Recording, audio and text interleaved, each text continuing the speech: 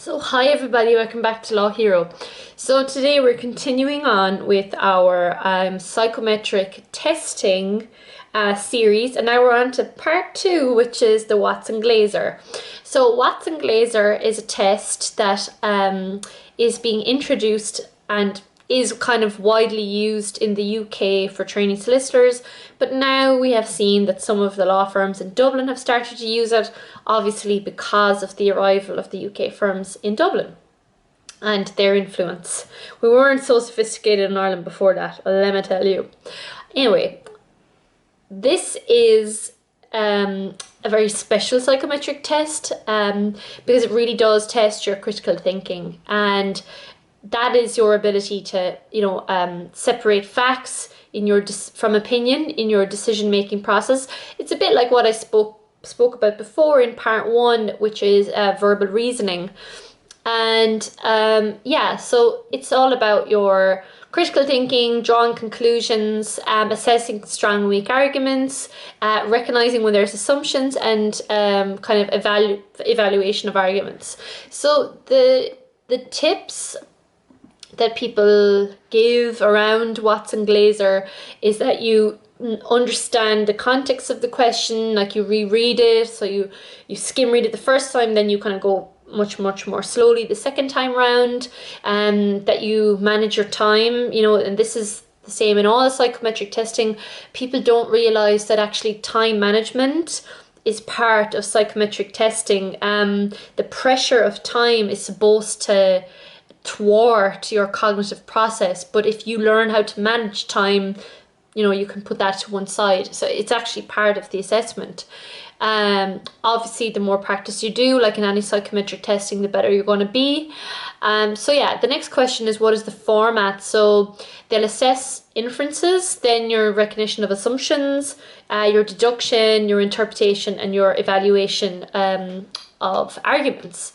It's a multiple like all psychometric testing, it's multiple choice, and you normally have half an hour. In the other ones, the verbal reasoning and the numerical reasoning, you also normally have 30 minutes. Like in any test, like you kind of want to be getting above 70% to get noticed, really. I mean, to be seen as a great candidate, and that is easier said than done. But again, I don't believe in natural genius. I just don't. I do believe in hard work, and I know that's very meritocratic of me to say, but in my experience, hard work trumps talent when talent doesn't work. I think like Mike Tyson or someone said that, so I can't take any credit for that. Okay, so let's firstly talk about inferences. Okay, so this is a bit like if you watch my verbal reasoning, where you get a statement and you have to decide whether it's true, probably true, whether you've insufficient data, whether it's probably false or false. So there's 5 options there. So there's this sample which I'm going to put up, which is 200 students in their early teens voluntarily attended a recent weekend student conference in a city in England. At this conference, the topics of race equality and means of achieving lasting world peace were discussed, since these were the problems the students selected as being most vital in today's world. Okay, so the first inference is, as a group, the students who attended this conference showed a keener interest in broad social problems than do most other students in their early teens. Okay, so let's consider this inference. So we're told that they voluntarily attended this, so nobody was forcing them to go there. So, okay, they do seem to have some interest in broad social problems, and they discussed problems that they chose. It doesn't, so we can't say it's true, because like we'd have to ask them, or we'd have to survey them to see if it was true, but it's more than likely true, so that's why you go for probably true, which is the closest to that answer. The other one we're going to look at is the majority of the students had not previously discussed the conference topics in their schools. So that is also, so your initial gut feeling would be no, but let's check it out, okay? So we're told that the problems that were discussed at the conference were the problems the students selected as being most vital in today's world, okay? It's unlikely that they would have come up with this on the top of their heads. So we're thinking that it is probably false that the majority hadn't previously discussed it. We can't say it's outright false because we don't have proof. Okay, and the last one we're going to look at is the students came from all parts of the country. We're told that the conference was held in a city in England, but this could have been the students' native city. So we've no idea where they came from. So we're going to have to say insufficient data, a bit like cannot say in the verbal reasoning test. The next one is a recognition of an assumption. So the statement here is, we need to save time in getting there, so we'd better go by plane. So let's have a look. The question is if these have or have not been made in the statement. So the first one is, going by plane will take less time than going by some other means of transportation. So remember, we're told we need to save time in getting there, so we better go by plane. So we're kind of assuming that the plane is the fastest mode of transport. So this is an assumption made. The next one is, there is a plane service available to us for at least part of the distance to the destination.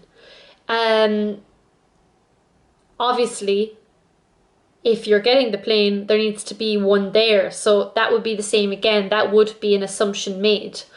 Then the third one is, travel by plane is more convenient than travel by train. So we're not given any indication of convenience. We're just told it's faster. So this assumption is not made from the statement. The third area is deduction, where you're given a passage with a number of conclusions, and then you have to decide if the conclusion either follows, does not follow the information in the passage. So here the sample question is, some Sundays are rainy, all rainy days are boring. So the first conclusion is, no clear days are boring, okay? So remember, we're not told about clear days, we're only told about rainy days. So this doesn't follow from this sentence. Then we're told some Sundays are boring. So this one makes sense because we're told some Sundays are rainy and all rainy days are boring, therefore all Sundays are boring, so the conclusion does follow. Some Sundays are not boring. Well, we know from the previous statement that that's not true, so the conclusion doesn't follow. The fourth one is interpretation, and this is a bit like the previous one, where you're given a passage and again you have to say if the conclusion follows or does not follow. So here is, a study of vocabulary growth in children from ages 8 months to 6 years old shows that the size of spoken vocabulary increases from 0 words at age 8 months to 2,562 words at age 6 years. Okay, so none of the children in the study had learned to talk by the age of 6 months. And this is a likely conclusion because we're told it's from ages 8 months. Then the other one is, vocabulary growth is slowest during the period when children are learning to walk. Walking doesn't come into it, not even once. So you would say the conclusion doesn't follow.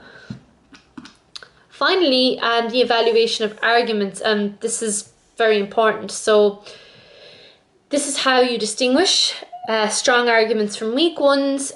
So the differentiation is that strong arguments are relevant, realistic, and challenge the argument given. So the first one is, the statement is, should all young adults in the UK go on to higher education at university? So the argument is, yes, university provides an opportunity for them to wear university scarves. Obviously, crap. No, a large percentage of young adults do not have enough ability or interest to derive any benefit from university training. That is an excellent argument. No, excessive studying permanently warps an individual's personality. Crap argument. The two that are crap arguments, there is no way of proving them, and also they're neither realistic or relevant. Okay, so you're looking for something, tangible, common sense, but of course common sense is uncommon if you haven't been educating yourself for the last few years. So yeah, that's a whistle-stop tour of Watson Glaser. I got this information from one of the websites in the UK which offer tips around it, so I'm not sure which one. I'll link it below. So yeah, I hope you enjoy this. Best of luck in your Watson Glaser test. And if you have a numerical reasoning test or a verbal reasoning test, please watch parts 1 and 2.